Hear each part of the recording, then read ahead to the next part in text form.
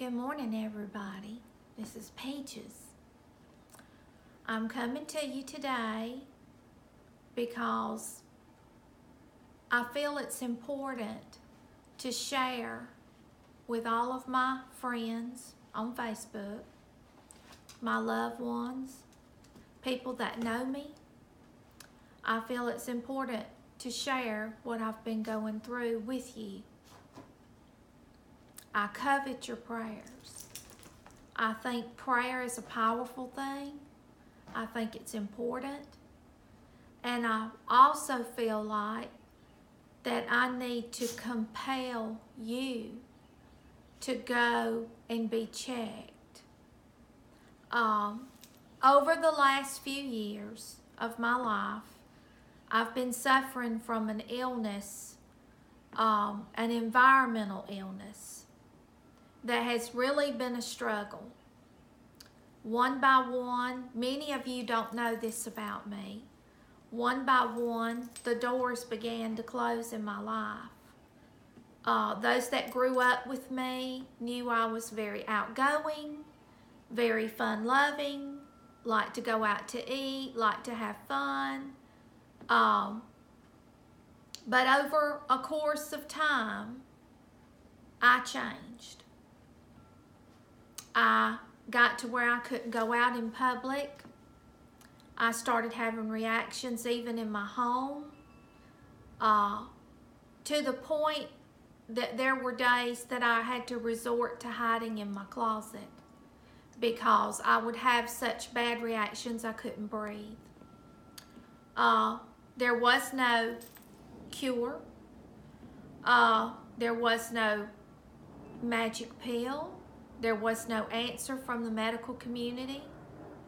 I had to learn to try to find a way to cope with the problem on my own. In 2012 and 2013, I'm sure some of you noticed that my weight was really bad. I looked very sick, couldn't eat. I was reacting to my foods. And I went through a bad time. Lost a lot. But in the last 2 years, I've kind of bounced back. I'm going out more with the help of a mask in public. Got to where I could start beginning to eat again, putting on weight, feeling better than I have felt in the last 15 years. Well, I've continued through the years to go get my breast exam, pap smear, rectal exam by my local gynecologist. And each time that I would go, he would say, I would tell him my breasts are so sore, my breasts are so sore. And he would just say, nothing to worry about, you're fibrocystic disease, some women are just like that. I don't feel anything unusual, nothing to worry about. I trusted that. I did not go and get a mammogram. I've only had one in my life, and that was when I was 38 years old. The reason I didn't go was because of the exposure to the radiation, and I was already suffering from an environmental illness, and I let that fear get the best of me. Well, I put on weight in the last 2 years. And when I began to lose weight, I began to notice changes. So immediately, I went, made an appointment with the doctor, had it checked. He said, nothing to worry about. But I went on that day and got a mammogram. Thank God.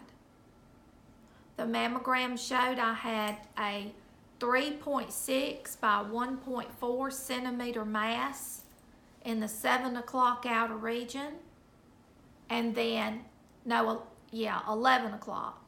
And then under my arm, I had a 1.5 swollen lymph node. Well, they biopsied, and the results came back, and they're not good. I have invasive lobular carcinoma, grade 2, but it has 3 of the hormone receptor drivers driving it, which is not what they want to see. Their recommendation is in the next few days. They want me to go have a PET scan. Depending on the PET scan will determine their course of treatment. They want to make sure, they want to give me dextrose sugar, have me lay on a table for an hour, and let the cancer feed. And they said when they send me through the CAT scan, the cancer will light up. And they will be able to see what stage that I'm truly at and if it's invaded any other part of my body. They said this particular cancer likes to travel, it likes to hide. And it's very hard to see on a mammogram because sometimes it just comes across as breast thickening. So, my advice to you, I'm facing a fight for my life. They want to do chemo first. They want to do 6 treatments of chemo, 1 treatment every 3 weeks for 6 treatments. Then they want to do a full mastectomy surgery. Then they want to do radiation. And then they want me to take an anti-hormone pill for the next 5 years. This is a grueling process. It is a frightening process considering my condition that I've been living with. It almost seems like an impossibility.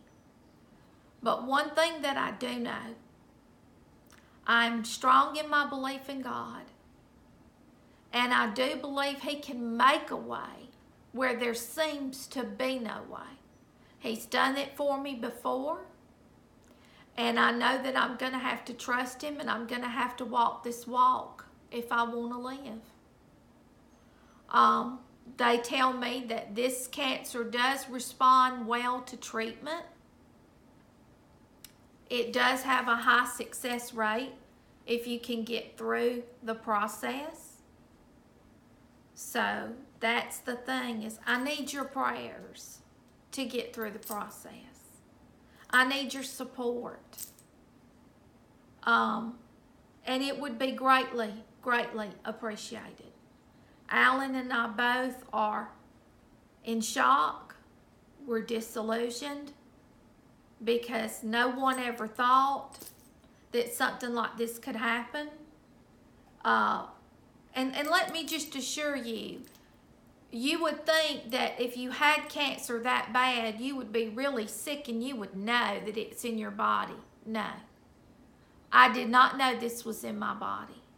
I did not know that this was happening. It come on slowly and subtly.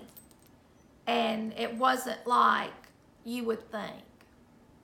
So it's so important to get that yearly mammogram, because if a change comes up on it, they can address it before it comes to the point to where I am today.